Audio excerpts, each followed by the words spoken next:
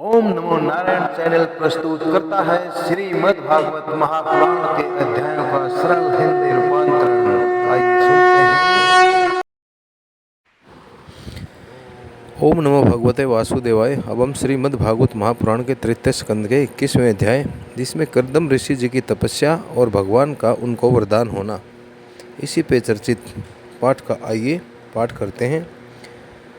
विदुर जी ने पूछा, भगवान, मनु महाराज का वंश बड़ा आदरणीय माना गया है। उसमें मैथुन धर्म के द्वारा प्रजा की वृद्धि हुई थी। अब आप मुझे उसी की कथा सुनाइए। ब्राह्मण, आपने कहा था कि मनु के पुत्र प्रियव्रत और उत्तानपाद के 7 द्वीपों वाली पृथ्वी का धर्मपूर्वक पालन किया था और उनकी पुत्री जो देवहूति नाम से प्रसिद्ध थी, कर्दम ऋषि जी को अर्थात कर्दम प्रजापति को ब्याही गई थी। देवहूति योग के लक्षण यम आदि से संपन्न थे, अर्थात देवहूति थी जो वो सर्व ब्रह्म ज्ञान से संयमित थी। उससे महायोगी कर्दम जी ने कितनी संतानें उत्पन्न की, वह सब प्रसंग आप मुझे सुनाइए। मुझे उसके सुनने की बड़ी इच्छा है। इसी प्रकार भगवान रुचि और ब्रह्मा जी के पुत्र दक्ष प्रजापति ने भी मनु जी की कन्याओं का पाणी ग्रहण करके उनसे किस प्रकार क्या क्या संतान उत्पन्न की, यह सब चरित्र भी मुझे सुनाइए। मैत्रेय ऋषि जी कहते हैं, विदुर जी, जब ब्रह्मा ने भगवान कर्दम को आज्ञा दी कि तुम संतान की उत्पत्ति करो, तो उन्होंने 10,000 वर्षों तक सरस्वती नदी के तीर्थ पर तपस्या की। वे एकाग्रचित से प्रेम पूर्वक श्री हरि की आराधना करने लगे, अर्थात एक चित होकर प्रेम पूर्वक श्री हरि की प्रार्थना करने लगे। तब सतयुग के आरंभ में श्री हरि ने उनकी तपस्या से प्रसन्न होकर उन्हें अपने शब्द ब्रह्मा में स्वरूप से मूर्तिमान होकर दर्शन दिए। दर्शन देने के बाद प्रभु की आकाश स्थित मनोहर मूर्ति का दर्शन करके कर्दम जी को बड़ा हर्ष हुआ, मानो उनकी सभी कामनाएं पूर्ण हो गई हों। उन्होंने से आनंद हृदय से पृथ्वी पर सिर टेककर भगवान को साष्टांग प्रणाम किया और फिर प्रेम श्रवण चित्त से हाथ जोड़कर सुमधुर वाणी से वे उनकी स्तुति करने लगे। कर्दम जी ने कहा, स्तुति करने योग्य परमेश्वर, आप संपूर्ण सत्व गुण के आधार हैं। योगी जन उत्तरोत्तर शुभ योनियों में जन्म लेकर अंत में योगस्थ होने पर आपके दर्शनों की इच्छा किया करते हैं। आज आपका वही दर्शन पाकर हमें नेत्रों का फल मिल गया। आपके चरण कमल भवसागर से पार जाने के लिए जहाज के समान हैं। जिनकी बुद्धि आपकी माया से मारी गई है, वे ही उन तुच्छ क्षणिक विषय सुखों के लिए जो नरक में भी मिल सकते हैं, उन चरणों का आश्रय लेते हैं। किंतु स्वामिन, आप तो उन्हें वे विषय भोग भी दे देते हैं। प्रभु, आप कल्प वृक्ष हैं। आपके चरण समस्त इच्छाओं की पूर्ति करने वाले हैं। मेरा हृदय काम कलुषित है। मैं भी अपने अनुरूप स्वभाव वाली और गृहस्थ धर्म के पालन में सहायक शीलवती कन्या से विवाह करने के लिए आपके चरण कमलों की शरण में आया हूँ। हे सर्वेश्वर, आप संपूर्ण लोगों के अधिपति हैं। अलग अलग प्रकार की कामनाओं में फंसा हुआ यह लोक आपकी वेद वाणी रूप डोरी में बंधा हुआ है। हे धर्ममूर्ते, उसी का पीछा करता हुआ मैं भी काल रूप आपको आज्ञा पालन रूप पूजा उपहार आदि समर्पित कर रहा हूँ। प्रभु, आपके यह भक्त विषय आसक्त लोगों और उन्हीं के मार्ग का अनुसरण करने वाले मुझ जैसे कर्म जड़ पशुओं को कुछ भी न गिनकर आपके चरणों की छत्र छाया का ही आश्रय लेते हैं तथा परस्पर आपके गुणगान रूप मादक सुधा का ही पान करके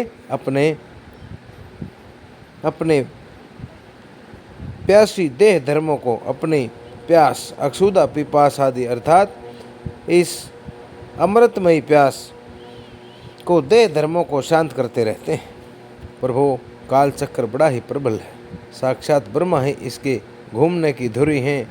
अधिक मास सहित 13 महीने अरे हैं, 360 दिन जोड़ हैं, 6 ऋतुएं नेमी हैं, अनंत अक्षणपल आदि इसमें पत्राकार धाराएं हैं तथा 3 चतुर्मास इसके आधारभूत नाभि। यह अत्यंत वेगवान संवत्सरों काल चक्कर चराचर जगत की आयु को छेदता हुआ घूमता रहता है, किंतु आपके भक्तों की आयु का विनाश नहीं कर सकता। भगवान जिस प्रकार मकड़ी स्वयं ही जाले को फैलाती, उसकी रक्षा करती और अंत में उसे निगल जाती है, ठीक उसी प्रकार अकेले ही जगत की रचना करने के लिए अपने से अभिन्न अपनी योग माया को स्वीकार कर उससे अभिव्यक्त हुई अपनी सत्व आदि शक्तियों द्वारा स्वयं ही इस जगत की रचना, पालन और संहार करते रहते हैं। प्रभो, इस समय आपने हमें अपनी तुलसी माला मंडित माया से परिच्छिन्न सी दिखाई देने वाली सगुण मूर्ति से दर्शन दिया है। आप हम भक्तों को जो शब्द आदि विषय सुख प्रदान करते हैं, वे माइक होने के कारण यद्यपि आपको पसंद नहीं है, फिर भी परिणाम में हमारा शुभ करने के लिए वे हमें प्राप्त हों। हे नाथ, आप स्वरूप से निष्क्रिय होने पर भी माया के द्वारा सारे संसार का व्यवहार चलाने वाले हैं तथा थोड़ी सी उपासना करने वाले पर भी समस्त अभिलषित वस्तुओं की वर्षा करते रहते हैं। आपके चरण कमल वंदनीय हैं, मैं आपको बारंबार नमस्कार करता हूँ। मैत्रेय ऋषि जी आगे कहते हैं कि भगवान की बाहें पर्णयमुस कान भरी चितवन से चंचल हो रही थी, अर्थात भगवान की जो बाहें हैं वो बड़ी ही चंचल सी हो रही थी। वे गरुड़ के कंधे पर बैठे हुए थे। जब करदम जी ने इस प्रकार निष्कपट भाव से उनकी प्रार्थना की, तब वे उनसे अमृतमयी वाणी में कहने लगे। श्री भगवान जी कहते हैं कि करदम, जिसके लिए तुमने आत्म संयम आदि के द्वारा मेरी पूजा की है, तुम्हारे हृदय के उस भाव को जानकर मैंने पहले से ही तुम्हारे लिए तुम्हारी इच्छा की पूर्ति के लिए व्यवस्था कर दी है। प्रजापते, मेरी आराधना तो कभी निष्फल होती ही नहीं है, फिर जिनका चित्त निरंतर एकांत रूप से मुझ में ही लगा रहता है, उन तुम जैसे महात्माओं के द्वारा की हुई उपासना का तो और भी अधिक फल होता है। प्रसिद्ध यशस्वी सम्राट मनु ब्रह्मव्रत में रहकर 7 समुद्र वाली सारी पृथ्वी का शासन करते हैं। ब्राह्मण वे परम धर्मज्ञ महाराज महारानी शत्रुपा के साथ अर्थात उनकी पत्नी के साथ तुमसे मिलने के लिए परसों ही आपके पास पहुँचेंगे। उनकी एक रूप यौवन शील और गुणों से संपन्न श्याम लोचना कन्या इस समय विवाह के योग्य है। प्रजापते अर्थात हे ब्राह्मण, तुम सर्वथा उसके योग्य हो, इसलिए वे तुम्ही को वह कन्या अर्पण करेंगे। ब्राह्मण, गत अनेकों वर्षों से तुम्हारा चित्त जैसी पत्नी के लिए मोहित हो रहा है, अब शीघ्र ही वह राजकन्या तुम्हारी वैसी ही पत्नी होकर यथेष्ट सेवा करेगी। वह तुम्हारा वीर्य अपने गर्भ में धारण कर उससे 9 कन्याएं उत्पन्न करेगी और फिर तुम्हारी उन कन्याओं से लोक रीति के अनुसार मरीचि आदि ऋषिगण पुत्र उत्पन्न करेंगे। तुम भी मेरी आज्ञा का अच्छी तरह पालन करने से शुद्ध चित्त हो, फिर अपने सब कर्मों का फल मुझे अर्पण कर मुझको ही प्राप्त हो जाओगे। जीवों पर दया करते हुए तुम आत्मज्ञान प्राप्त करोगे और फिर सबको अभय दान दे अपने सहित संपूर्ण जगत को मुझ में और मुझको अपने में स्थित देखोगे। महामुने, मैं भी अपने अंश कला रूप से तुम्हारे वीर्य द्वारा तुम्हारी पत्नी देवहूति के गर्भ में अवतीर्ण होकर अर्थात गर्भ से पैदा होकर सांख्य शास्त्र की रचना करूँगा।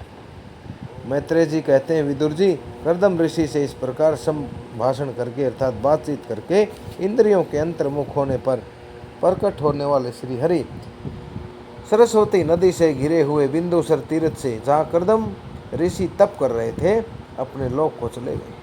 भगवान के बैकुंठ मार्ग की सभी सिद्धेश्वर प्रशंसा करते हैं।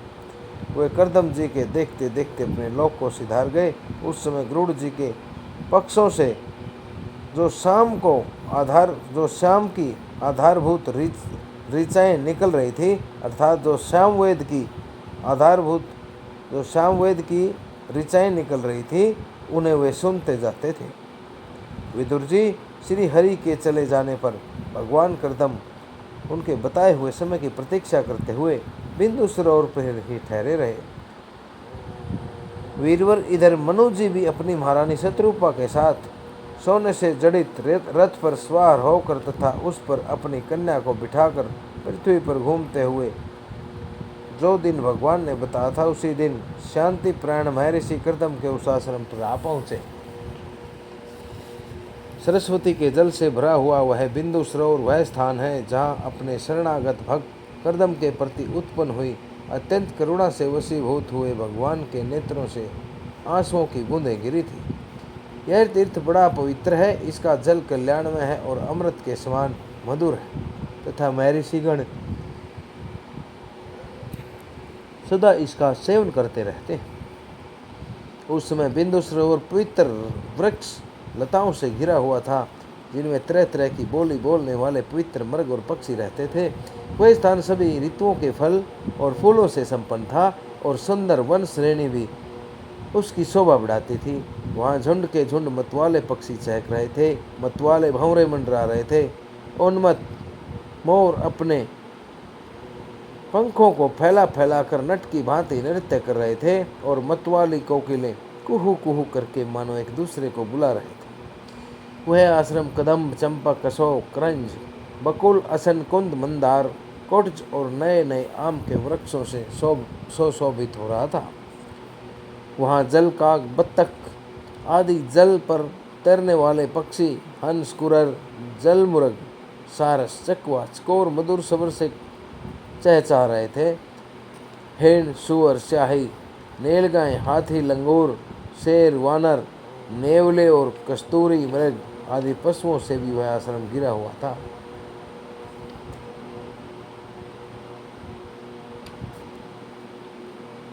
महाराज मनु ने उस समय उत्तम तीर्थ में कन्या के सहित पहुंचकर देखा कि मुनिवर कर्दम अपनी पूजा हवन आदि से निवृत्त होकर बैठे हुए हैं। बहुत दिनों तक उग्र तपस्या होने के कारण वह शरीर में बड़े तेजस्वी दिखाई देते थे और भगवान के स्नेहपूर्ण चितवन के दर्शन और उनके उच्चारण किए हुए कर्ण अमृत रूप सुमधुर वचनों को सुनने से इतने दिनों तक तपस्या करने पर भी वे विशेष दुर्लभ नहीं हुए थे।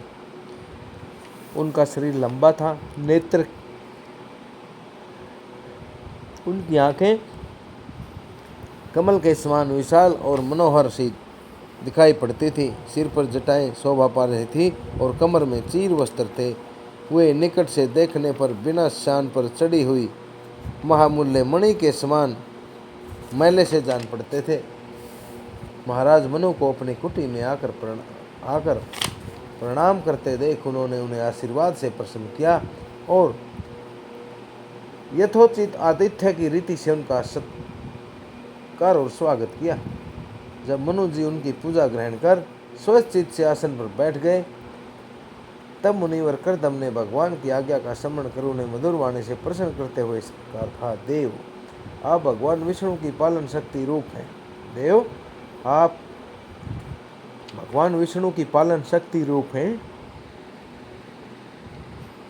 इसलिए आपका घूमना फिरना निसंदेह सज्जनों की रक्षा और दुष्टों के संहार के लिए ही होता है। आप साक्षात विष्णु स्वरूप हैं तथा भिन्न भिन्न कार्यों के लिए सूर्य, चंद्रमा, अग्नि, इंद्र, वायु, यम, धर्म और वरुण आदि रूप धारण करते रहते हैं। आपको नमस्कार है। आप मणियों से जड़े हुए जलदायक रथ पर सवार हो अपने प्रचंड धनुष की टंकार करते हुए उस रथ की गड़गड़ाहट से ही पापियों को भयभीत कर देते हैं और अपनी सेना के चरणों से रौंदे हुए भूमंडल को कपाते अपनी उस विशाल सेना को साथ लेकर पृथ्वी पर सूर्य के समान घूमते रहते हैं। यदि आप ऐसा न करें तो चोर डाकू भगवान की बनाई हुई वर्ण आश्रम धर्म की मर्यादा को तत्काल नष्ट कर दें और विषय लोलुप निर्कुंज मानवों द्वारा हर जगह अधर्म फैल जाएगा। यदि आप संसार की ओर से निश्चित हो जाएं तो यह लोक दुराचारियों के पंजे से पड़कर नष्ट हो जाएगा। तो भी वीरवर मैं आपसे पूछता हूँ कि इस समय यहाँ आपका आगमन किस कार्य से हुआ है। मेरे लिए जो आज्ञा होगी उसे मैं निष्कपट भाव से मैं उसे निष्कपट भाव से सहसर स्वीकार करूँगा। इस प्रकार कर्दम ऋषि जी ने महाराज मनु से उनका स्वागत करने उपरांत उनके आने का वहाँ कारण पूछा। 22वें अध्याय में हम महाराज मनु कर्दम जी के पास आने का अपना कारण बताते हैं तथा अपनी पुत्री का हाथ महाराज कर्दम मुनि के हाथ में देख के उनसे विवाह संपन्न करवाते हैं। श्रीमद् भागवत महापुराण के अंदर तृतीय स्कंद का ये 21वां अध्याय आप द्वारा श्रवण किया। मेरी सभी भक्तजनों से प्रार्थना है कि ओम नमो नारायण एक सनातन चैनल है, कृपया इसे सब्सक्राइब करें और अपने इष्ट मित्रों को इन पुण्य कथाओं को अवश्य शेयर करें तथा पुण्य के भागी बने। इन्हीं शब्दों के साथ नरेंद्र कौशिक का आप सभी को ओम नमो भगवते वासुदेवाय। ओम नमो भगवते वासुदेवाय।